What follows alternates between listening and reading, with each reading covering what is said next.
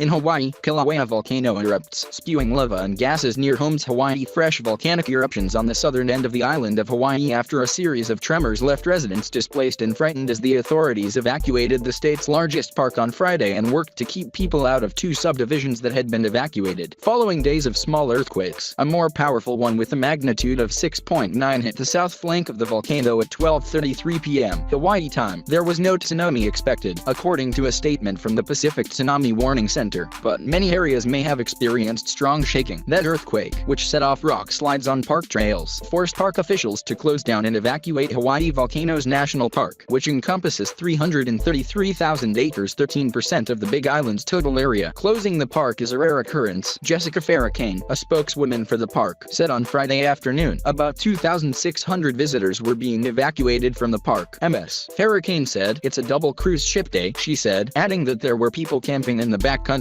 More than 2 million people visited the park in 2017, the year after its centennial. Officials said that there had been no reports of injuries or death, but by Friday afternoon, 2 homes had been surrounded by lava and officials were warning of dangerous gases. Lava began bubbling up through a new crack in the Kilauea volcano on Thursday evening, but the lava flows, at least as of Friday morning in Hawaii, had been small, said Dr. Charles Mandeville, coordinator of the Volcano Hazards Program at the United States Geological Survey headquarters in Reston, Virginia. Continue reading the main story advertisement. Continue reading the main story and all. The volcano had at least 3 new fissures as of Friday afternoon, but Dr. Mandeville cautioned that the detected increase in earthquakes, most of which had been small, meant more eruptions were likely. It's far from over, Dr. Mandeville said in an earlier interview. By Friday, nearly everybody had been evacuated from the Leilani Estates and Lanipuna Gardens subdivisions, the areas where the volcano had erupted, said Mayor Harry Kim of Hawaii County in a news conference streamed on Facebook. Officials had opened 2 community centers to shelter people who fled their homes. By 8 a.m. in Hawaii, the cracks were still spewing sulfur dioxide gas and debris, but the lava flows had not gone far. The county's fire department reported that extremely high levels of dangerous sulfur dioxide gas had been detected in the evacuation areas, according to a release from the state's emergency management agency. The Hawaii Police Department said on Friday it had closed access to the 2 subdivisions due to hazardous air quality and unstable lava conditions. When a volcano erupts, gases often shoot out, including sulfur dioxide and hydrogen sulfide, which can be poisonous, and carbon dioxide, which can cause asphyxiation. Chris Elliott Rodriguez, 40, who was sheltering at Pahoa Community Center after fleeing from his neighborhood, Hawaiian Acres, said, "I've been watching what's going on. The sulfur smell at my place was so strong. I hope the lava activity keeps up," said Mr. Rodriguez, who worked at Lava Ocean Adventures. "I want to go back to work." Several schools were closed on Friday, and temporary flight restrictions were put in place for most of the lower Puna district, where the evacuated communities were located, according to a spokesman from the state's emergency management agency. There are approximately 1,500 homes in the area, the spokesman said. The Red Cross reported 66 people in 2 shelters overnight. He added, "I never thought I'd ever be faced with this. I'm just shell-shocked," said Carl Yoshimoto, 69. He was sheltering at Pahoa Community Center with his 2 dogs, Sako and Suki, and his partner since Thursday afternoon. Their house is in Leilani Estates. "As soon as I heard the order to evacuate, I grabbed important paperwork, medications, my wallet. We were out of the house within a half an hour." Maddie Welch, 19, who works at Kalapana Bike Rentals and lives in Leilani Estates with her mother, had set up a tent in a space at Pahoa Community Center with her 2 dogs, a goose, and her friend, Taylor. "I woke up around 1:30 in the morning to earthquakes," she said. "My mom didn't want to leave. I told her there are 2 vehicles leaving this driveway. I hope you'll be in one of them because we can't come back. There's a lot of uncertainty," she went on. "I don't know what's going on." On Thursday evening, lava spilled from the crack in the volcano for about an hour and a half, leaving a large smear in a residential area of bushes and trees. Photos and drone footage showed a line of glowing orange slicing through green yards and white vapor and fumes rising above the trees. Gov. David Ige issued an emergency proclamation that made state funding faster to access, and he called up the National Guard to help emergency workers with evacuation efforts. Kilauea is the youngest of 5 volcanoes that make up the island of Hawaii and lies on the island's south. Dr. Mandeville said the signal that there might be more activity was the little earthquakes, which happen when magma moves against rock, in this case, 2 miles under the Earth's surface. "That's where the plumbing system is," he said. An eruption from the Pu'uo'o cone of Kilauea in 1983 has continued to flow, destroying houses in the Royal Gardens subdivision. In 1990, more than 100 homes in the Kalapana community were destroyed by lava flow. An eruption from Kilauea in 2014 flowed down the surface of the volcano and burned a house in Pahoa. "They know the risk," said Ryan Finlay, who lives in Pahoa and runs an online trade school. "Lava for the most part has flown to the ocean the last 30 years. Everybody gets in a comfort zone. The last couple weeks, everything changed.